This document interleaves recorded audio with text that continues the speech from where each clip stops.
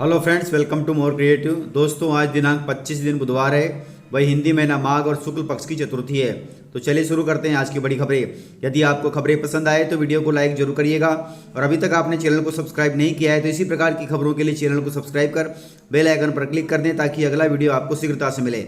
दोस्तों, आप हमें प्रदेश के किस जिले से देख रहे हैं कमेंट बॉक्स में जरूर बताइएगा।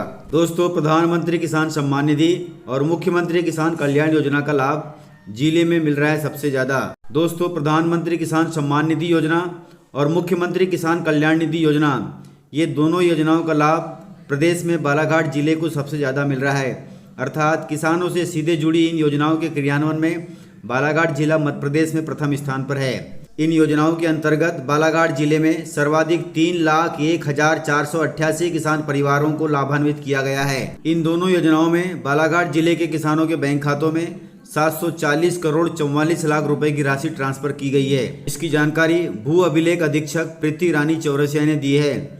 उन्होंने बताया कि केंद्र एवं प्रदेश सरकार की इन योजनाओं का लाभ बालाघाट जिले के किसानों को सबसे ज्यादा मिला है। दोस्तों, मुख्यमंत्री किसान कल्याण निधि योजना में बालाघाट जिले में 3,01,488 किसान पंजीकृत हैं। इनमें से 2,94,632 किसान परिवारों को लाभान्वित करते हुए 4 किस्तों में अब तक 236 करोड़ 5 लाख रुपए बैंक खातों में ट्रांसफर किए जा चुके हैं। वहीं शेष नए किसानों का सत्यापन कार्य जारी है। ऐसे किसान जिनका पोर्टल पर पंजीयन किया जा चुका है परंतु उनका आधार नंबर बैंक खाते से लिंक नहीं है, वहीं पीएम किसान पोर्टल पर ई-केवाईसी अपूर्ण है, उन्हें इस योजना का लाभ प्राप्त करने के लिए अपना आधार नंबर बैंक खाते से लिंक करवाना होगा। अन्यथा मुख्यमंत्री किसान कल्याण निधि योजना का भी लाभ उन्हें नहीं मिलेगा। वहीं भूलेख अधीक्षक द्वारा बताया गया है कि बालाघाट जिला इन दोनों योजनाओं में प्रथम है, बाकी सभी जिले सामान्य स्थिति में हैं। दोस्तों, बागेश्वर धाम के पंडित धीरेन्द्र शास्त्री जी की आलोचना पर जगत गुरु राम भद्राचार्य जी ने बड़ा बयान दिया है। जगत गुरु ने कहा कि श्री बागेश्वर धाम के संत धीरेन्द्र कृष्ण शास्त्री जी द्वारा जो भी किया जा रहा है वह शास्त्र सम्मत है। भगवान की कृपा से सब कुछ संभव है। अच्छे काम पर हमेशा सवाल उठाए जाते हैं, इसलिए धीरेन्द्र जी पर सवाल उठाए जा रहे हैं क्योंकि वे अच्छा काम कर रहे हैं। जगत गुरु ने कहावत में कहा कि हाथी चले बाजार तो कुत्ते भौंके हजार। यह बात उन्होंने पत्रकारों से चर्चा के दौरान कही। उन्होंने कहा कि संत धीरेन्द्र कृष्ण शास्त्री द्वारा अपने दरबार में चमत्कार करने का योगाचार्य बाबा रामदेव ने भी समर्थन किया है। दोस्तों, आप सभी जानते हैं कि पंडित धीरेन्द्र शास्त्री जी पर अंधविश्वास का आरोप लगाया जा रहा है। इसी अंधविश्वास को बढ़ावा देने के आरोप पर राम भद्राचार्य महाराज जी ने कहा कि हर अच्छे काम पर सवाल उठाए जाते हैं। ये वैसा ही है कि हाथी चले बाजार और कुत्ते भौंके हजार। इस प्रकार जगत गुरु राम भद्राचार्य जी ने बागेश्वर धाम के पंडित श्री शास्त्री जी का जमकर समर्थन किया। दोस्तों, मध्य प्रदेश में बोर्ड परीक्षाएं मार्च से शुरू होंगी। वहीं 10वीं और 12वीं की परीक्षा फार्म विलंब शुल्क के साथ 26 जनवरी तक भरे जाएंगे। आप सभी जानते हैं कि माध्यमिक शिक्षा मंडल की ओर से 10वीं व 12वीं की बोर्ड परीक्षाएं 1 मार्च से शुरू होने वाली हैं। अब ऑनलाइन परीक्षा आवेदन पत्र में त्रुटि सुधार का कार्य जारी है। साथ ही विलंब शुल्क के साथ परीक्षा फॉर्म भी भरे जा रहे हैं। वहीं विद्यार्थियों के लिए 10वीं व 12वीं के आवेदन पत्रों में माध्यम, विषय, जाति एवं लिंग संशोधन करने की तारीख बढ़ा दी गई है। इस संबंध में मंडल ने दिशा निर्देश भी जारी कर दिए हैं। अभी तक आवेदन की तारीख 31 दिसंबर रखी गई थी, लेकिन मंडल की ओर से जारी आदेश में लिखा है कि विद्यार्थियों के हित में ध्यान रखते हुए निर्धारित विलंब शुल्क के साथ परीक्षा फॉर्म भरने व अनपेड परीक्षा आवेदन पत्रों की शुल्क जमा करने की अंतिम तिथि अब 26 जनवरी तक है। वहीं परीक्षा फॉर्म में संशोधन की अंतिम तिथि 30 जनवरी तक है। विलंब शुल्क के साथ आप 10वीं और 12वीं के फॉर्म 26 जनवरी तक भर सकते हैं और परीक्षा फार्मों में संशोधन 30 जनवरी तक करा सकते हैं। इसलिए ध्यान रखिएगा तारीख, अन्यथा आपका साल खराब हो जाएगा। दोस्तों, मध्य प्रदेश में मौसम को लेकर बड़ा अपडेट सामने आया है। मध्य प्रदेश में छाने लगेंगे अब बादल, वहीं लुढ़केगा दिन का पारा और वर्षा भी हो सकती है। दोस्तों, वर्तमान में एक पश्चिम विक्षोभ पाकिस्तान के आसपास हवा के ऊपरी भाग में चक्रवात के रूप में बना हुआ है। वहीं राजस्थान पर एक प्रेरित चक्रवात भी मौजूद है। इसके अतिरिक्त एक प्रति चक्रवात बंगाल के आसपास बना हुआ है। वहीं मौसम वैज्ञानिकों के मुताबिक अलग अलग स्थानों पर सक्रिय इन तीनों मौसम प्रणालियों के असर से हवाओं का रूप दक्षिण पूर्वी बना हुआ है। इसके चलते प्रदेश में नमी आ सकती है। वहीं हवाओं में नमी के चलते कहीं कहीं वर्षा हो सकती है। वहीं मौसम वैज्ञानिकों के मुताबिक बुधवार को भोपाल, इंदौर, उज्जैन, ग्वालियर, चंबल, सागर संभागों के जिलों में कहीं कहीं बारिश होने के आसार हैं। दोस्तों, शिवराज कैबिनेट की बैठक में अनेक अहम फैसले लिए गए हैं। फैसलों के तहत अब हेलमेट न लगाने पर 300 रुपये जुर्माना लगेगा। दोस्तों, फैसलों के तहत नर्मदापुरम जिले में लगभग 150 करोड़ रुपए की लागत से 4 लेन मार्ग के निर्माण को स्वीकृति मिली है। वहीं सिवनी जिले में 108 करोड़ रुपए की लागत से बनाई जाएंगी नई सड़कें। वहीं सागर जिले के बुंदेलखंड मेडिकल कॉलेज में पीजी के लिए 85 सीट बढ़ाने को लेकर कैबिनेट में मंजूरी मिली है। इसके अलावा बैठक में बिना हेलमेट वाहन चलाने पर 250 रुपये का जुर्माने को बढ़ाकर 300 रुपये कर दिया गया है। वहीं साथ ही सीट बेल्ट न लगाकर वाहन चलाने पर 500 रुपये जुर्माना लगेगा। वहीं आपातकालीन वाहनों को गुजरने के लिए रास्ता न देने पर आपको पहली बार अर्थदंड देना होगा, अर्थात जुर्माना लगेगा, इसलिए ध्यान रखिएगा।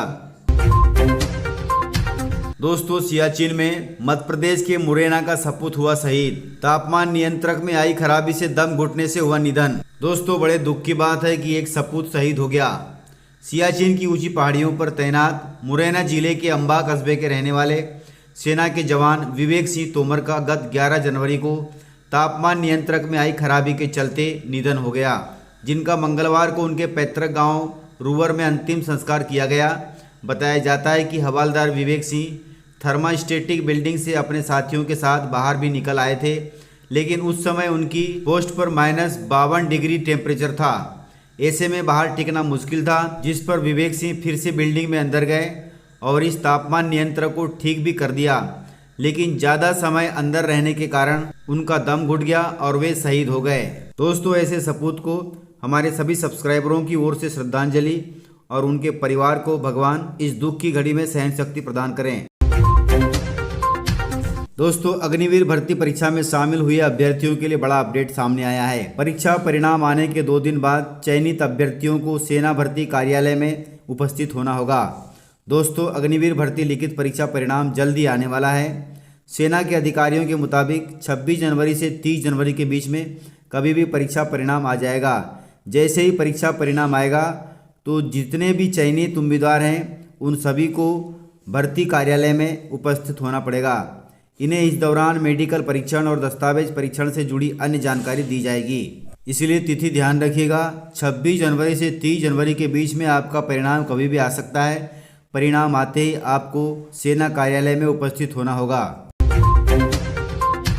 दोस्तों, मध्य प्रदेश बीजेपी कार्य समिति की बैठक हुई थी। इस बैठक में विधानसभा चुनाव में 200 सीट जीतने का लक्ष्य रखा गया है। वहीं बीजेपी प्रभारियों ने कहा है कि यही तय करेगा नेताओं का भविष्य। दोस्तों, प्रदेश की राजधानी भोपाल में मंगलवार को भारतीय जनता पार्टी की प्रदेश कार्य समिति की बैठक हुई थी।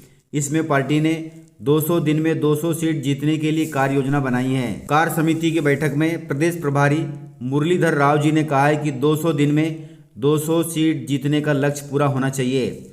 वहीं संगठन ने 200 दिन की कार्य योजना भी बनाई है, जिसमें मंत्री, विधायक समेत सभी नेताओं को जाना होगा।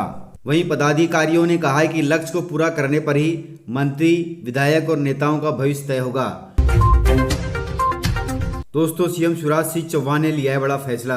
फैसलों के तहत महिला स्व सहायता समूह को 3 लाख रुपए तक के लोन के ब्याज में 2% की भरपाई सरकार भरेगी। वहीं 5 से 25 फरवरी तक निकलने वाली विकास यात्रा की समीक्षा 5 फरवरी के पहले करने के सभी मंत्रियों को निर्देश भी दिए गए हैं। इस प्रकार महिला स्व सहायता समूह को एवं विकास यात्रा को लेकर बड़े फैसले लिए गए हैं।